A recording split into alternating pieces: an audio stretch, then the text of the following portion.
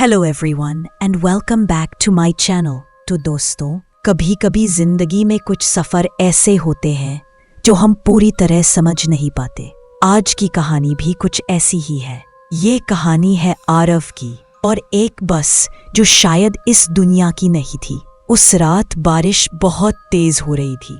रात के 11 बज चुके थे और शहर जैसे किसी रहस्यमयी नींद में डूबा हुआ था। सड़कें चमक रही थीं, हवा में ठंड थी और सिर्फ बारिश की ही आवाज सुनाई दे रही थी। आरव ऑफिस से देर से निकला था। वो आखिरी बस पकड़ने के लिए भाग रहा था।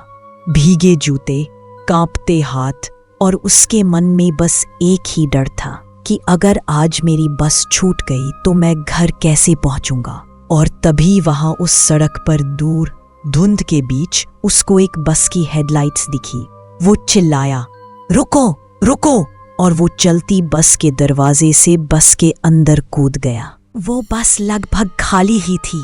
कुछ सीटों पर पानी टपक रहा था और माहौल में बस इंजन की गूंज और बारिश की खुशबू ही थी। आरव ने पीछे जाकर खिड़की के पास वाली कोने की सीट ली, वही जगह जहां से बाहर का पूरा नजारा दिखता था। और थोड़ी देर बाद बस में एक अजीब सी महक फैल गई। ये गीले बालों और इत्र की मिली जुली सी खुशबू थी। और फिर आरव ने देखा कि कुछ सीटों बाद एक लड़की बैठी थी।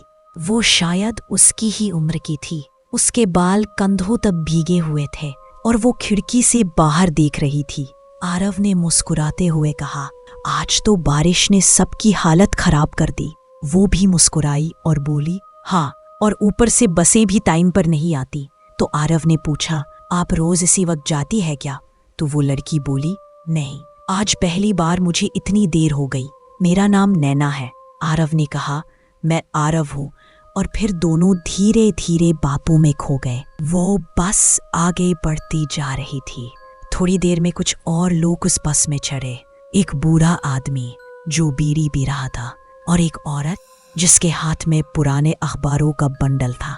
बूढ़ा आदमी आरव और नैना से कहता है, तुम दोनों नए लगते हो इस बस में। आरव मुस्कुराता है और कहता है, हाँ, आज बारिश की वजह से हमें देरी हो गई। तो वो आदमी धीमी आवाज में बोला, बरसात में ये बस ज्यादा सवारियां उठा लेती है। लेकिन नैना ने हैरानी से पूछा कि इसका क्या मतलब है? तो वो बूढ़ा आदमी बोला, कुछ सवारियां ऐसी होती हैं जो उतरती नहीं बेटा। उस बूढ़े आदमी की बातें सुनकर नैना और आरव दोनों हंस रहे थे। और आरव मुस्कुराते हुए धीरे से कहता है, बूढ़े लोग और उनकी कहानियां।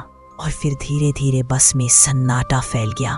बारिश की टप टप, इंजन की गूंज में कब आरव को नींद ने जकड़ लिया उसको पता ही नहीं चला। वो आंखें बंद करके सो गया और जब उसकी आंख खुली तो सब कुछ बदल चुका था। बस अब पूरी भरी हुई थी। हर सीट पर लोग बैठे थे। कुछ बाहर देख रहे थे, कुछ एकदम खामोश थे। और तभी नैना भी जाग जाती है और आरव से कहती है, अभी तो बस खाली थी, ये सब कहाँ से आ गए? तो आरव कहता है कि हाँ, और ये बस कहीं रुकी भी नहीं थी। उसी पल ठंडी हवा का एक झोंका आया और वो बूढ़ा आदमी अब पीछे की सीट पर था। उसने बीड़ी जलाई और बोला, देख लिया ना बेटा, यही होता है इस बस में। आरव ने कांपते हुए पूछा, क्या मतलब? बूढ़ा बोला, 20 साल हो गए मुझे इस रूट पर। आधी रात के बाद इस बस में वो भी चढ़ते हैं जो अब जिंदा नहीं है।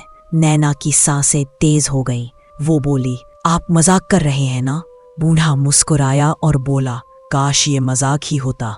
मैं भी एक बार ऐसे ही इस बस में चढ़ा था और तब से मैं कभी भी इस बस से नीचे नहीं उतर पाया हूँ।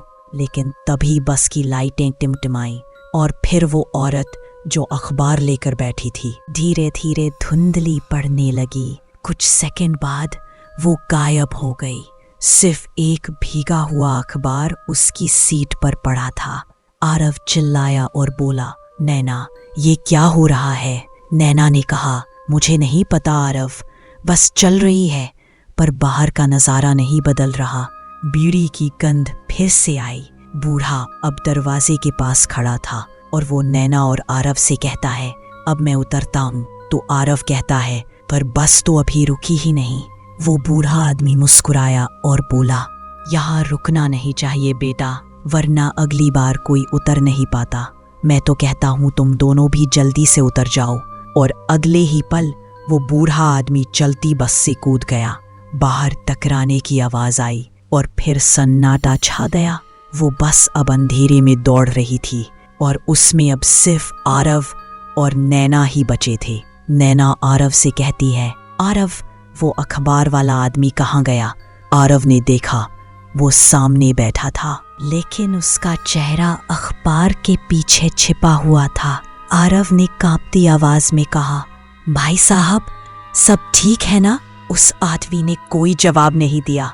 आरव ने धीरे से अखबार नीचे किया और उस आदमी का चेहरा देखकर उसकी चीख निकल गई। उस आदमी का चेहरा खून से लथपथ था। उसके सिर का एक हिस्सा कुचला हुआ था और उसकी आंखें सफेद थी। और वो आरव से बोला, तुम्हें यहाँ नहीं होना चाहिए।